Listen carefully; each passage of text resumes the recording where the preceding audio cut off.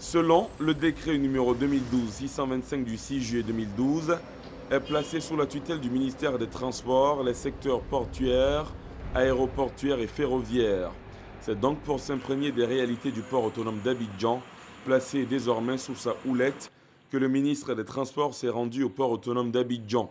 Avec les autorités portuaires, Gaoussou Touré a fait le tour du port d'Abidjan, histoire de s'imprégner donc des réalités et les réalisations de cette infrastructure qui constitue le poumon de l'économie ivoirienne. Au terme de cette visite, Gaoussou Touré s'est dit satisfait quant aux changements constatés au port. Nos objectifs, vous le savez, parce qu'il s'agit de faire de la Côte d'Ivoire un pays émergent à l'horizon 2020. Nous ne pourrons l'atteindre que lorsque nous aurons des ports forts et des ports bien équipés. Vous pouvez vous rassurer, le gouvernement n'épargnera aucun effort pour que, effectivement, nos ports soient à la hauteur.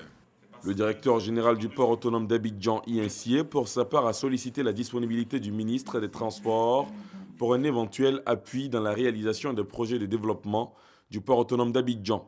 Nous voulons d'ores et déjà compter sur votre disponibilité à nous accompagner partout où besoin sera, afin que sous votre conduite éclairée, nous puissions donner à ce port des moyens additionnels pour accroître sa compétitivité et en faire le hub principal de la façade atlantique de l'Afrique.